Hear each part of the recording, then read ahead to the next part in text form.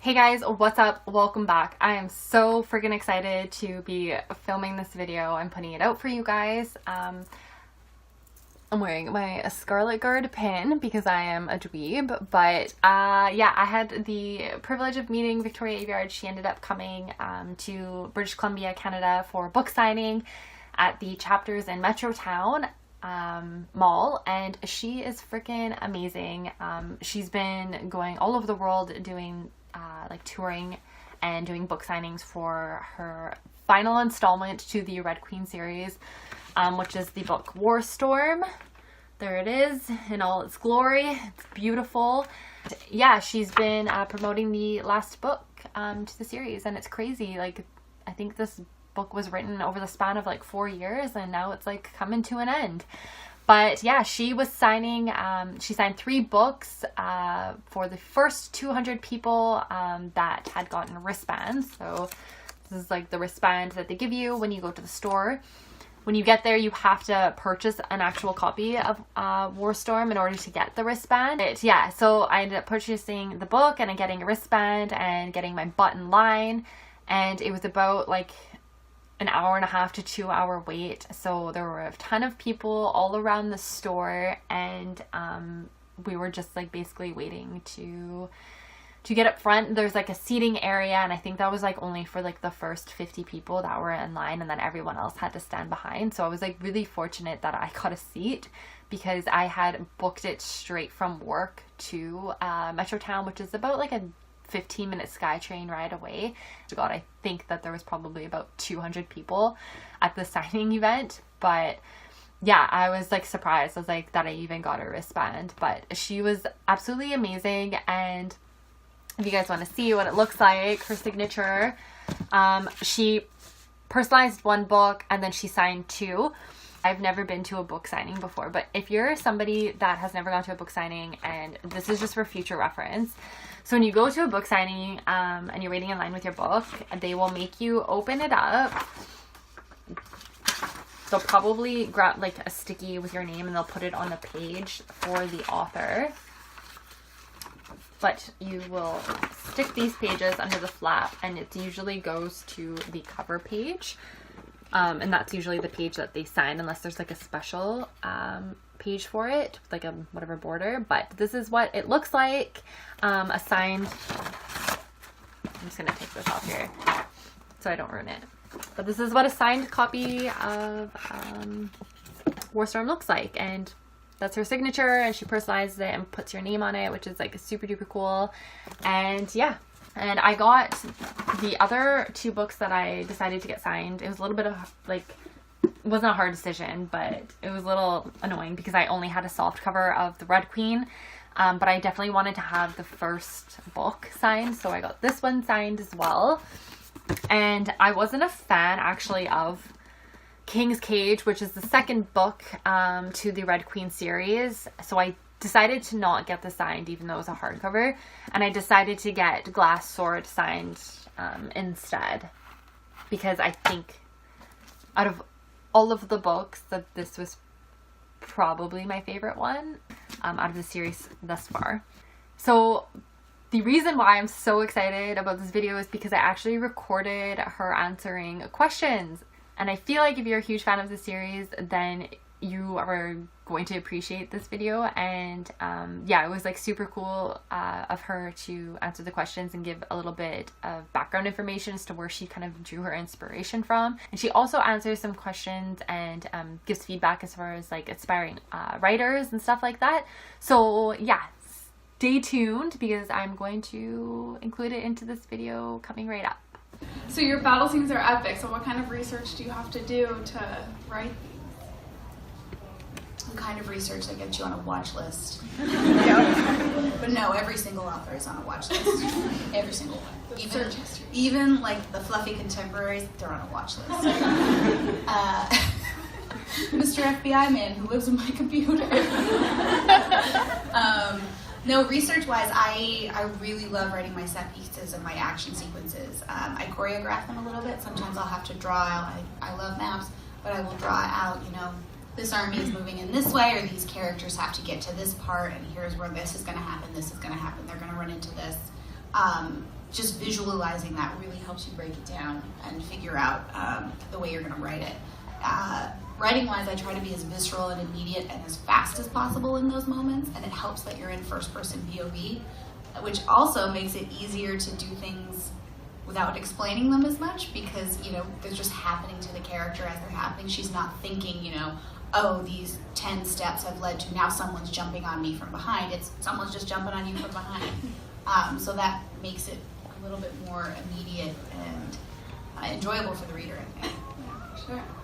So in the beginning, you planned for Red Queen to just be a trilogy. So how and when did it become a 4-book series? So the ending never changed. What happened, I had figured out from very early on the emotional ending that I wanted, and then in the middle of Glass Sword, I figured out how I was going to get to both that part and where the rest of the pieces were going to fall. And so when I started outlining the third book, I realized I'm not going to get to that place. I'm not going to get A to B to C in this one book, and if I try, it's going to be horrendous. The pacing will be all off. It'll be a real doorstop, and it'll be horrible, and no one will enjoy it. So luckily, my publisher was great about letting me come back and say, I need one more book, and of course, we will do one more book. And now here I am, that one out into the world, like Moses down the river. Something like that.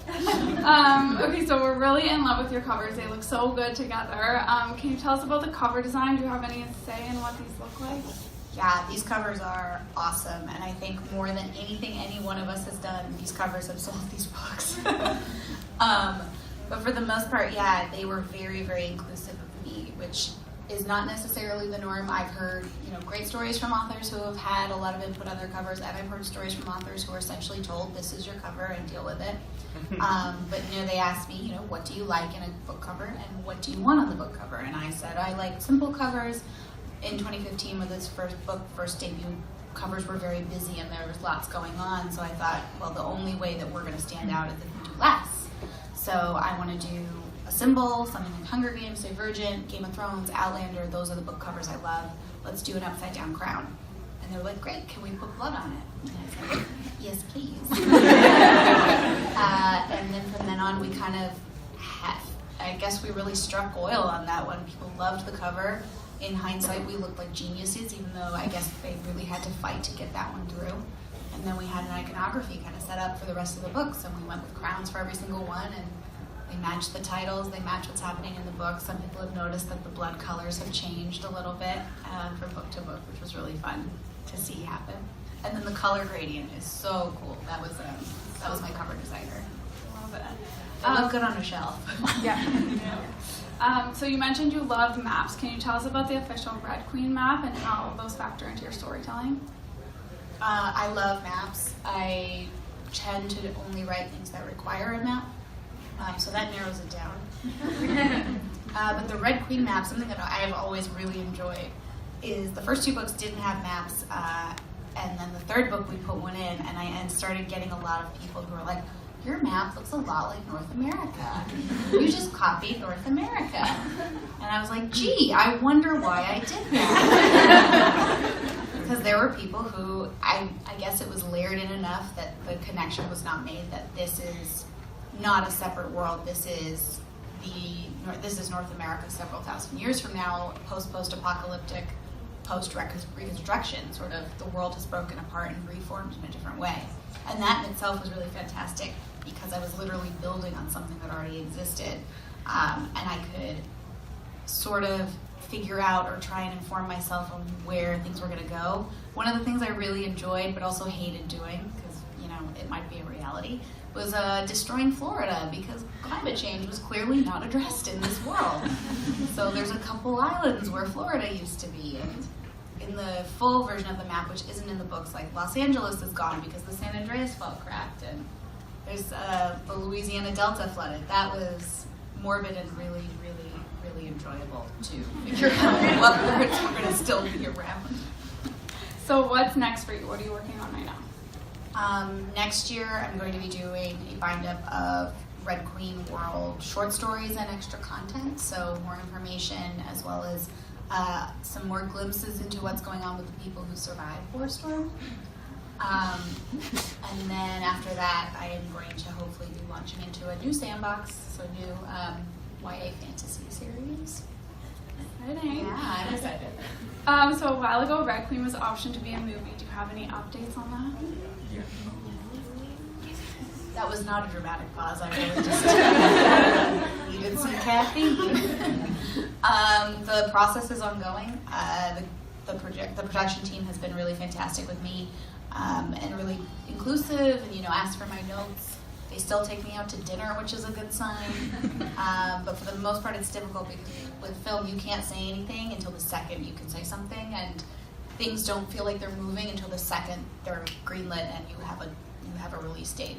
It's very much a process, but having come from the film side of things, it's nice because I know where I can be of use and where I can be involved, and I also know that's not my job, I don't want it to be my job, and I would just be in the way. Can't wait to see it. So are there any books that you would recommend to people who love the Red Queen series now that it's ending? Yeah, I think, you guys have a real lineup this summer. Next month, A Reaper at the Gates comes out by 17 Year. So that's I hear you guys. That one's going to be excellent. Earlier this year, and Ashley, I feel like it's going to hit me because I keep talking about the book so much. Holly Black released Cruel Prince, which is so good.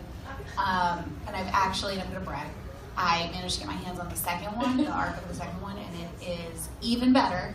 So if you guys have not read that yet, please read that. It's so good. And I'm also really looking forward to Lee Bardugo's next Grisha book. So many good things coming up.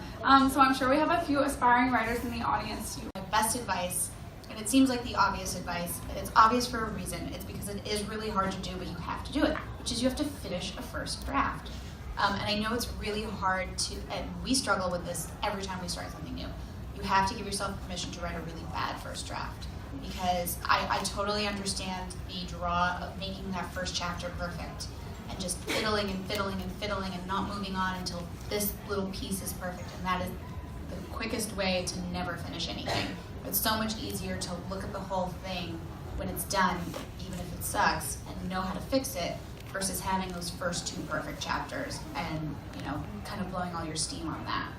And then in terms of writing genre, fantasy, sci-fi, my thesis professor gave me really good advice on that, which is you can get an audience to believe one unbelievable thing, and everything else in your story, in your world, has to try and make sense beneath that umbrella.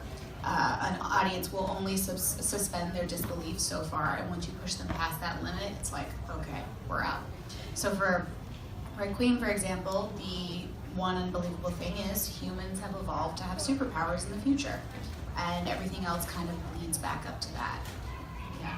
Harry Potter, the unbelievable thing is there are magical people, and we never get an explanation of why they're magical, but we don't care. So I'm super excited to announce that I'm also going to be doing a giveaway, and I'm going to be doing a giveaway for a War Storm. So exciting. And I'm doing a signed copy giveaway. It says signed by author here, and this is from the store where she had done her book signing at in BC. So that's her signature. And this is going to be open to US residents and to other Canadians. But you're probably wondering, how the heck do I enter this giveaway? So you obviously have to be subscribed to my YouTube channel. Once you've subscribed to my YouTube channel, you have to hop over to my Instagram. My Instagram handle is Britannia_A, and I will leave it here so you can see it, but I'll also leave a link down below. And all you have to do is go and leave a comment on the photo of me and Victoria at the book signing. It's a black and white photo. I'll insert a picture here so you can see what it looks like, and I'll even add something in the description so you know you're on the right photo when you head on over there. And yeah, all you have to do is leave a comment. It can be anything. You can put hashtag Warstorm, you can leave me an emoji or anything you want. And the winner is going to be announced on June 9th, which is Saturday. I will do a short video on my YouTube channel and post it in the afternoon, and you will be able to see. So yeah, good luck to everybody. And just to confirm again, just for US residents and Canadian residents. I will also leave the instructions down below just in case I'm like talking like super fast and you're like, what do I do? thank you so much for watching this video. Don't forget to like, subscribe, and all the good stuff, and I will see you in my next video.